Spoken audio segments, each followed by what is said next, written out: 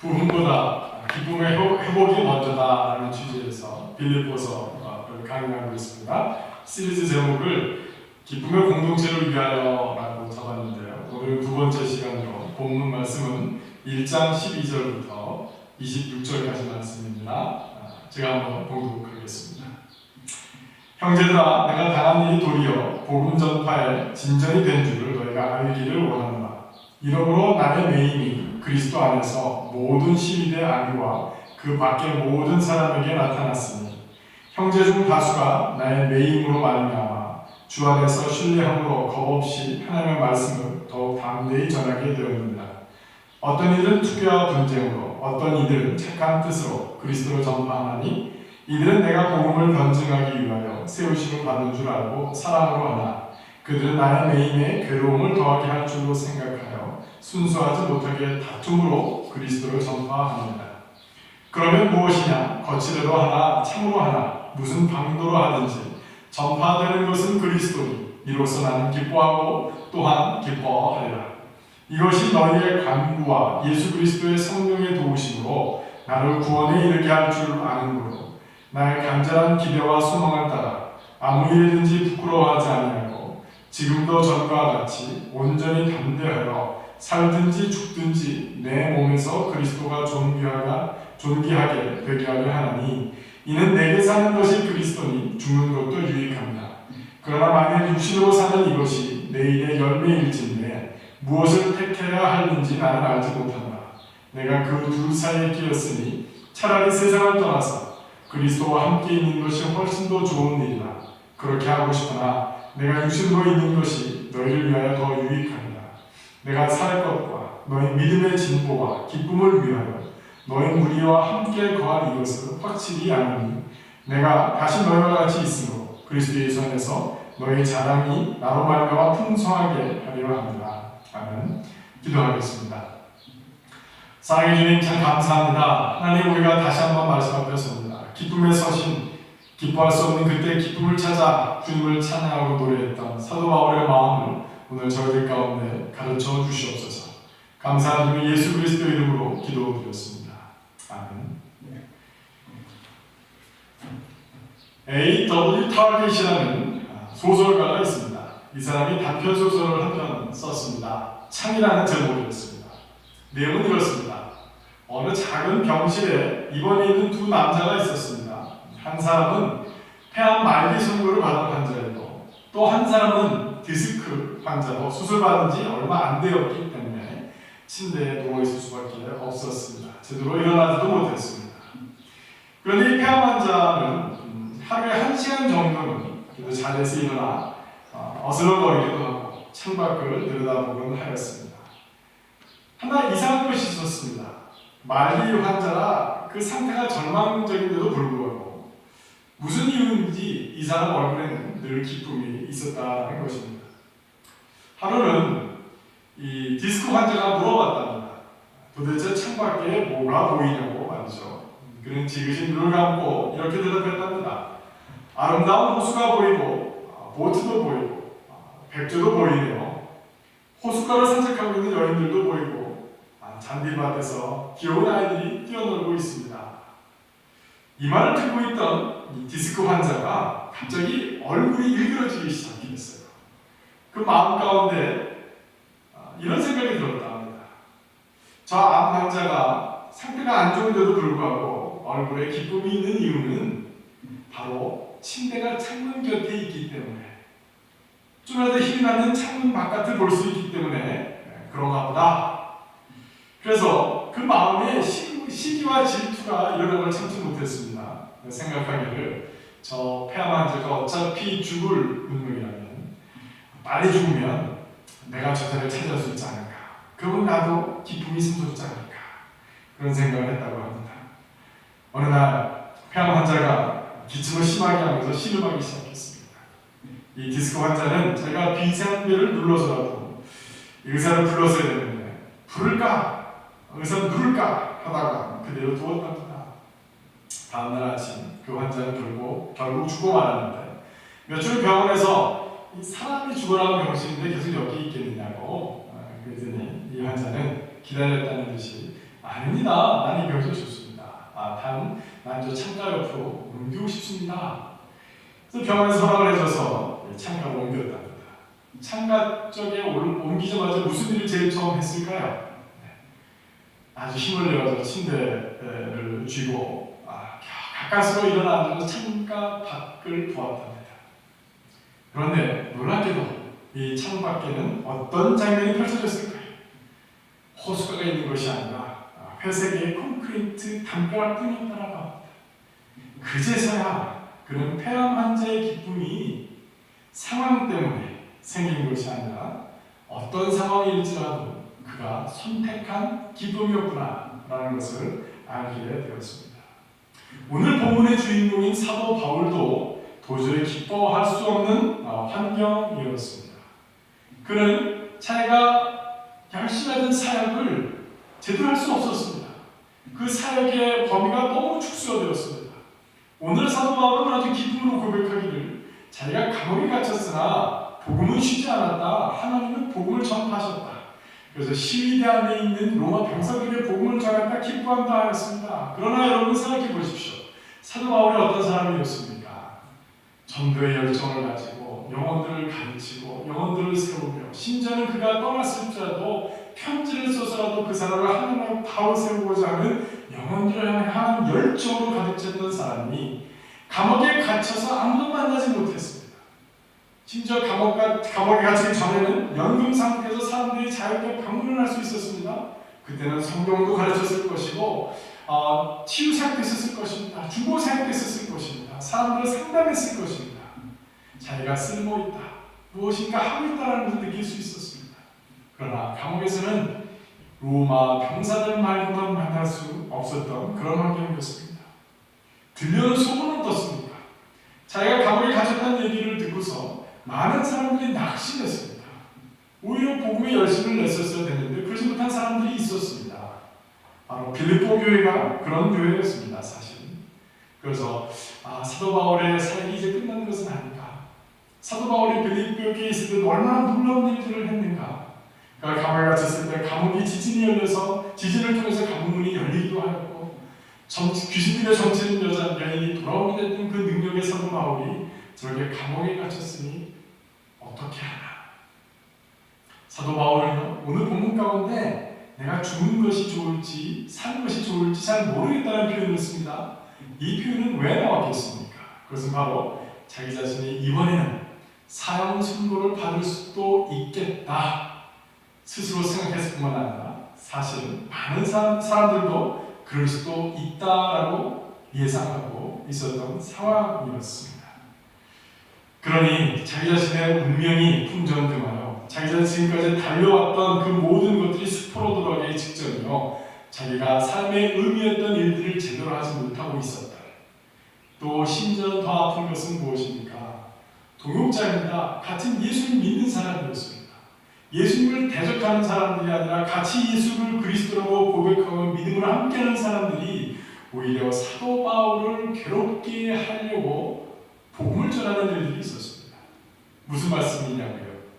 아마 그 당시 유대인들 가운데서 사도 바울을 유대 출신이지만 대적자들이 있었습니다. 뭐냐면 예수를 믿었지만 그리스도 유대인들 가운데 자기 자신의 전통을 더 중요시하는 사람들이 있었습니다. 이방인들이 예수 그리스도를 믿어도 할례를 받아야 된다. 사도 바울은 극구 반대했습니다.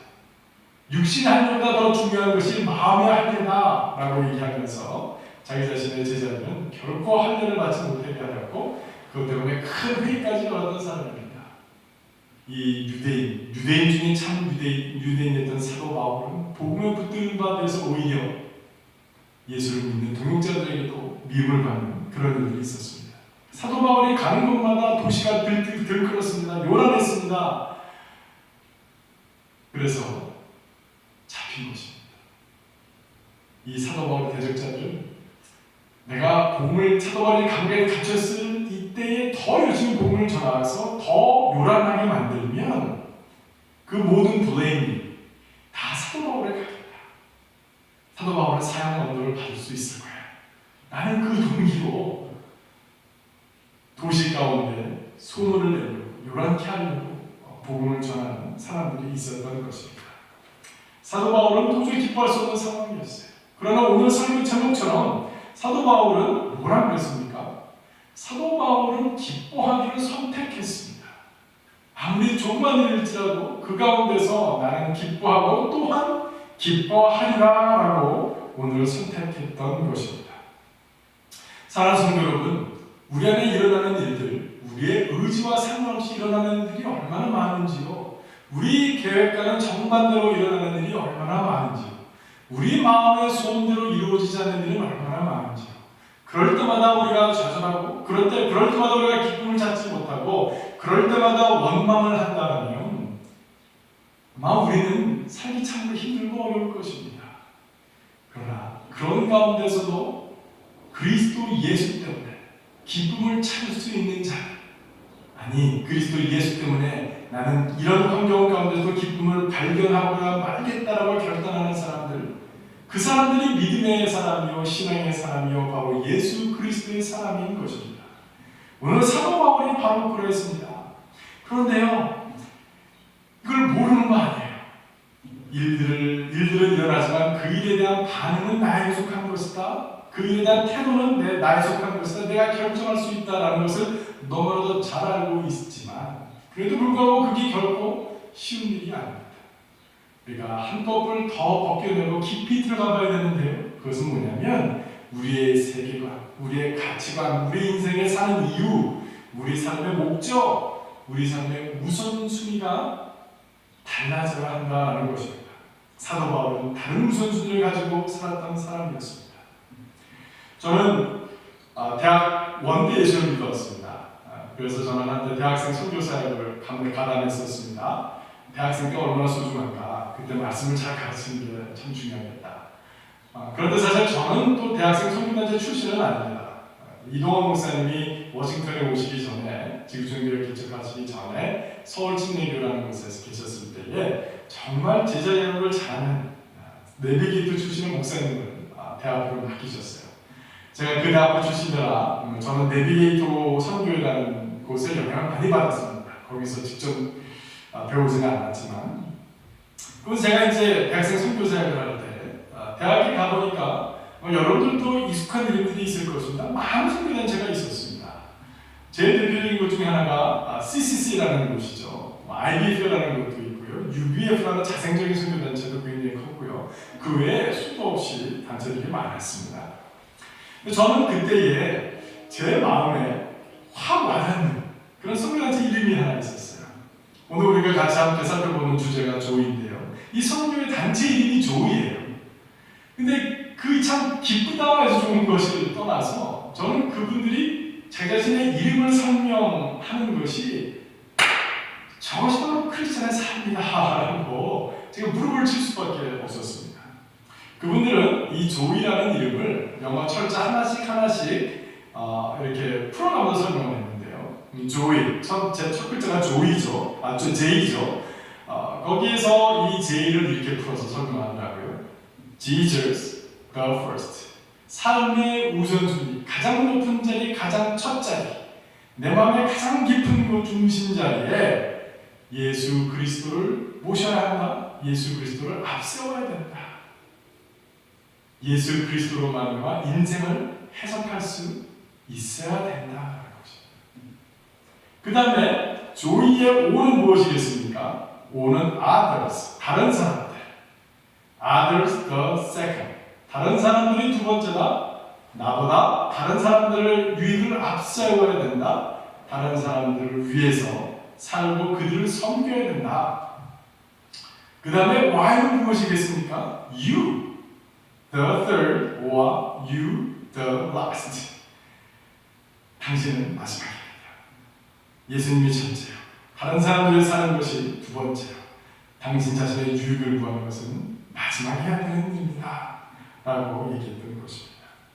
사도 바울이 바로 이 순서대로 오늘 삶을 살았음을 그의 고백 가운데서 우리는 살펴볼 수 있습니다. 우리 또한 우리 삶의 환경, 기뻐할 수 있는 환경 가운데서 기쁨을 회복하기 위해서 우리 삶에 있어서 이 우선순위를 바로 세워야 되는 줄로 저는 믿습니다. 첫 번째, 예수님을 가장 첫 자리에 모셔야 된다고 그랬습니다. 오늘 사도 바울도 가만히 보니까요, 자기 자신의 불편함보다, 자기 자신의 앞으로 미래의 운명보다 앞에 섰던 건 무엇입니까? 자기가 다른 사람들, 동역자들과 관계가 어려워지는 것보다, 심지어 자기가 사랑하는 사람들이 위축됐다는 소문을 듣는 것보다도 더 기뻐하는 것이 있었습니다. 그것은 뭐냐면, 심지어는 자기가 감옥에 갇혔을지라도, 자기 사이의 범위가 축소되었을지라도 하나님은 쉬지 아니하시는구나. 예수 그리스도의 복음은 멈추지 않는구나. 오히려 내가 자유롭게 다녔을 때는 도저히 접근할 수 없었던 그 사람들, 가이사의 집 몇몇 사람들에게도 복음이 전파되어지고 증거되었습니다. 무엇 때문에? 자기 자신이 감옥에 갇혔기 때문에 그것이 가능하게 되었다는 사실을 사도 바울은 읽어냈어요.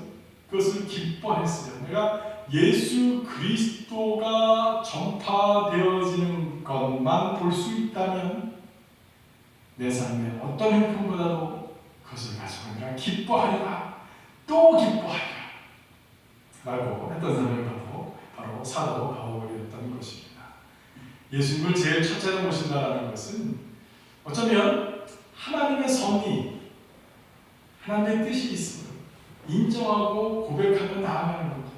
이것은 뭐냐면 자기 인생을 향한 창문을 하나 더 열어야 된다는 것입니다. 가장 중요한 창문이 있다는 것입니다. 하나님의 섭리라는, 하나님의 뜻이라는, 하나님은 쉬지 않으신다라는 그 창문을 통해서 현재 일어나고 있는 내 인생을 바라볼 수 있어야 한다는 것입니다.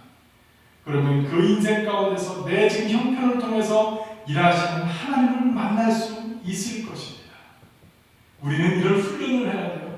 하나님은 왜 이렇게 하실까? 분명히 무슨 좋은 일이 일어날 것이다. 아직 가장 좋은 것은 아직 오지 않았어. 라는 그런 섭리의 창문으로 인생을 바라볼 수 있어야 할 것입니다. 이런 관점, 예수님을 제일 먼저 두는 것, 하나님의 섭리 가운데 나를 인도하신다는 것을 인정하지 못할 때 우리 인생은요, 자기 이익을 제일 먼저 구하지만 사실 자기 내면이 파괴됩니다. 시기와 질투로. 그래서 다 하나님과 관계가 어그러지고 다른 사람과 관계가 어그러지는 그런 안타까운 일도 많이 생기는 것입니다. 하나님은 마땅한 권리가 있으십니다. 심지어는 우리에게 질문을 받지 않으셔도 돼요. 하나님은 왜 우리 인생과 이런 어려움을 주셨어요? 그런 질문조차 응답하실 필요도 없는 분이세요. 그러나 그래도 불구하고 하나님은 궁극적으로 우리의 유익을 위해서 일하시는 분이심을 잊지 마셔야 할 것입니다. 저는 제가 제일 처음 예수님 믿었을 때가 생각이 납니다. 사실 지금 아내가 아닌 다른 한때 사귀던 여자친구 때문에 그 수련회를 갔다가 예수님 믿기로 했습니다. 근데도 저만큼은 믿음이 생기지 않아요. 그런데 여자친구가 헤어지자고 해요. 그래서 헤어지자는 이유가 여러 가지가 있었겠지만 저만 가운데 제가 저의 참 가정에서 여러 형편들을 좀 숨기고 싶었어요. 정직하지 못했던 것 같습니다. 그래서 굉장히 힘들어했어요. 그래서 저도 이제 그런 것 때문에 힘들고 회개하니까 자매가 헤어지자는 것 때문에 제 인생이 막 그냥 해석이 제대로 안 되는 겁니다. 그래서 어느 날 제가 하나님께 좀 직접적으로 가서 따졌어요. 하나님, 당신 살아계신 거 맞습니까? 좀 외람되고 참남되지만 살아계신 내 눈앞에 한번 나타나 보세요. 교회 선배들이 그러는데 마음의 문을 열고 예수님을 가장 마음의 중심에 모셔드리면 예수님이 우리 인생을 책임지고 인도해 가신다는데 당신이 살아계시고 당신의 사랑이시라면 내 인생에 왜 이런 일이 나는지 나는 잘 모르겠습니다. 내 마음의 문을 열거나 당신 정말 살아계시다면 들어오셔서 당신 마음대로 하세요. 그런 식으로 제가 기도했어요. 근데 정말 예수님이 들어오셨어요. 들어오셔서 제 마음 가운데 제일 처음 든 생각은 나 이제 죽었구나. 나 죄인이다. 내가 죄인이라는 것을 인정하지 못했는데 그 죄의 가장 핵심적인 것은 무엇이었냐면 저는 저희 아버님을 참 미워했습니다. 너무 사랑하고 존경했으니까 그만큼 더 미워했어요. 애정이 있었습니다. 그런데 제 마음 가운데 갑자기 십계명을 생각나게 하시는 거예요. 십계명의 제 5번째 계명, 첫 번째부터 4번째 계명은 하나님을 향한, 5절부터 10번째까지는 하나님의 사람들을 향한 대인관계에 대한 계명을 시작합니다. 사람들 간의 사이에서 일어나는 계명 중에 제일 첫 번째 가장 큰 계명, 그것은 뭐냐면 부모를 공경하라는 것이었습니다. 근데 저는 마음으로도 제 아버님을 미워하고 있었어요. 하나님께서는 제 마음 가운데 들어서 그게 죄라는 걸 깨달아 알게 하셨는데, 단순히 십계명을 어겼기 때문에 죄가 아니라 십계명을 주신 분이 하나님이신데, 내가 십계명을 어겼다는 얘기는 하나님을 무시했구나, 하나님을 인정치 않았구나, 하나님이 내 인생에 대해서 부모를 공경하라 말할 자격이 없다라고 오히려 치부해버리는 것이구나. 하나님을 믿지 않는 것이구나, 인정하지 아니하는 것이구나. 그것이 가장 큰 죄라는 사실을 깨닫고 제가 회개하고, 하나님, 이제는 하나님의 말씀을 제 인생 가운데 최우선의 자리에 두겠습니다. 그 이후에도 시행착오도 많고 많은 실수도 있고 여전히 하나님의 말씀대로 살아가는 데는 하나님의 도움이 없으면 힘든 사람입니다. 그럼에도 불구하고 제 인생을 향한 하나님의 섭리라는 창문이 열렸기에 저는 제 과거를 새롭게 해석해낼 수 있었고, 현재의 일들을 새롭게 바라볼 수 있는 하나님의 섭리라는 그런 창문을 열 수 있었던 것입니다. 오늘 두 번째로 우리는 또 다른 창문을 하나 열어야 됩니다. 그 창은 무엇이냐? 바로 다른 사람들을 향한 창입니다. 다른 사람들의 유익을 향한 창, 다른 사람을 섬기는 창, 그것이 우리에게 기쁨이 된다는 것입니다. 오늘 본문 가운데 보면 두 번째 파트에서 사도 바울은 아주 기가 막힌 고백을 합니다. 아주 유명한 고백이죠. 20절 말씀 제가 한번 읽어드리겠습니다. 나의 간절한 기대와 소망을 따라 아무 일이든지 부끄러워하지 아니하고 지금도 전과 같이 온전히 담대하여 살든지 죽든지 내 몸에서 그리스도가 존귀하게 되게 하려 하나니, 살든지 죽든지 사생을 넘어섰다. 내 인생을 통해서, 심지어 죽음을 통해서도 그리스도가 존귀케 된다는 내가 기뻐하겠다. 아주 놀라운 고백입니다. 그러나 저는 이 본문을 쭉 읽어가면서 이 본문 못지않게 제 마음 가운데 참 큰 감동이 되는 본문이 있습니다. 그것은 23절, 24절, 25절, 26절인데요. 좀 길지만 제가 또 한번 읽어드리겠습니다. 내가 그 둘 사이에 끼었으니 차라리 세상을 떠나서 그리스도와 함께 있는 것이 훨씬 더 좋은 일이라 그렇게 하고 싶으나 내가 육신으로 있는 것이 너희를 위하여 더 유익하리라. 내가 살 것과 너희 믿음의 진보와 기쁨을 위하여 너희 무리와 함께 거할 이것을 확실히 아노니 내가 다시 너희와 같이 있으므로 그리스도 예수 안에서 너희 자랑이 나로 말미암아 풍성하게 하려 합니다. 제가 처음에 말씀드렸던 것처럼 사도 바울은요, 자기가 죽을 가능성도 있다는 걸 알았어요. 이 고백이 그냥 나오겠습니까? 죽음을 앞둔 사람이 깊이 고민하다가 얻은 고백 아니겠습니까? 죽든지 살든지 오직 그리스도께서 존귀케 되기를 원한다. 그런데요, 오늘 사도 바울은 이 말씀을 통해서 확신한다. 내가 확실히 알아 라고 고백하는 게 있어요. 무슨 고백입니까? 내가 살 것을 알아. 내가 너희들의 유익이 될 것을 내가 알아. 너희들을 다시 만나게 될 것을 알아. 너희들이 나로 말미암아 자랑이 많아질 것이다. 믿음의 진보가 일어날 것이다. 풍성하게 될 것이다. 그 내가 확실히 안다. 무슨 얘기입니까? 사도 바울은 죽음을 가지고서도 자기 유익이 아니에요. 내가 차라리 죽어서 천국 갔으면 좋겠습니다. 그런 분들 꽤 많으세요. 그죠? 그러면 차라리 편하겠습니다. 주님 먼저 오세요. 그런데 사도 바울은 뭐라고 해요? 내가 살게 될 것이야. 난 분명히 알아. 확신해. 그 이유는 뭐냐면 당신들의 유익을 위하여 하나님께서 그렇게 행하실 것이기 때문이야. 여러분, 저는 조이의 순서를 좀 바꿔야 된다고 생각해요. 순서가 말을 좀 바꿔야 된다면 Jesus the first, others the second, you the blessed. 사랑하는 성도 여러분, 주님을 위해 살다 보니까 인생을 선비로 바라는 시각이 생겨요. 다른 사람을 위해 살다 보니까요, 다른 사람의 유익을 위해 살다 보니까요, 내 마음 가운데 평안이 넘쳐요. 세상에 알지 못하는 확신이 있어요. 다른 사람들이 이해하지 못하는 똥배짱 같은 믿음이 생겨요. 하나님께서 우리에게 주시는 기쁨이요 능력이 있는 것입니다. 우리 교회는 크지 않습니다. 우리의 과거에는 한때 큰 영광이 있었습니다. 현재의 모습은 초라합니다. 그렇다고 우리는 위축되지 않아요. 왜 그렇습니까?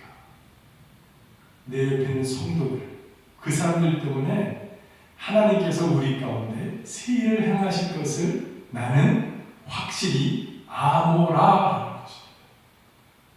저도 시카고에서 뉴저지로 옮겨오면서 아직도 잘 해결되지 않은 여러 가지 행정적인 문제들도 있고 어려움들이 없지 않습니다. 그래서 어떤 때는 좀 낙심이 되기도 합니다. 그런데 그때마다 저는 오늘 보면 이 말씀에 생각을 해요.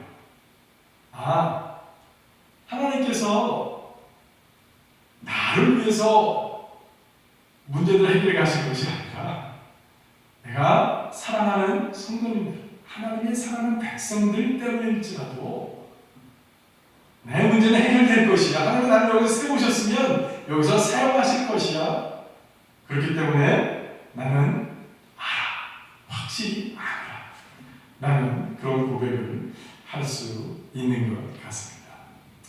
사랑하는 성도 여러분, 오늘 이 사도 바울의 예수 그리스도를 가장 앞세우고 하나님을 섬기는 관점으로 자기의 인생을 바라볼 수 있었던 것, 그 다음에 다른 사람의 유익을 위해 자기 목숨마저도 앞에서도 다른 사람의 유익을 위해서 살겠노라고 결단했던 그 고백,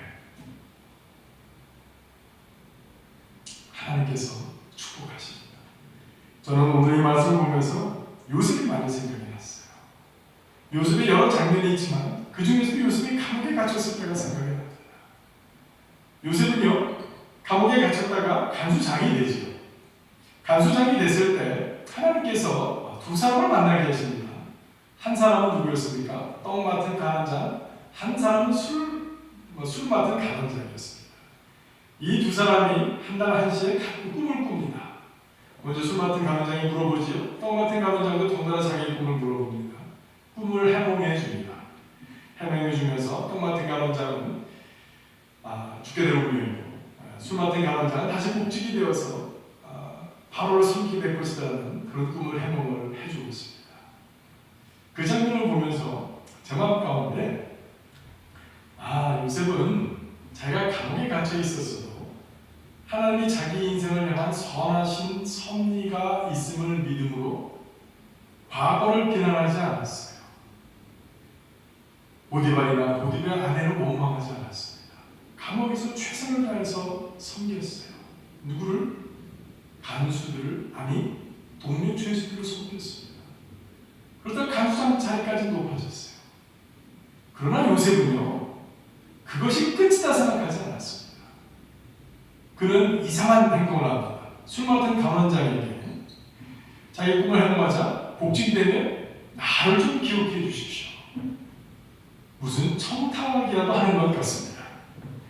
사실 이 요셉의 청탁 먹히지 않지요. 나중에 하나님께서 오히려 바로 꿈을 꾸게 하시면으로 그 술 맡은 감원장으로 꿈을 잘 해몽하는 사람을 생각하게 하셨습니다. 하나님이 모든 걸 하셨습니다. 그러나 그럼에도 불구하고 저는 요셉의 믿음에 대해서 생각해 봅니다.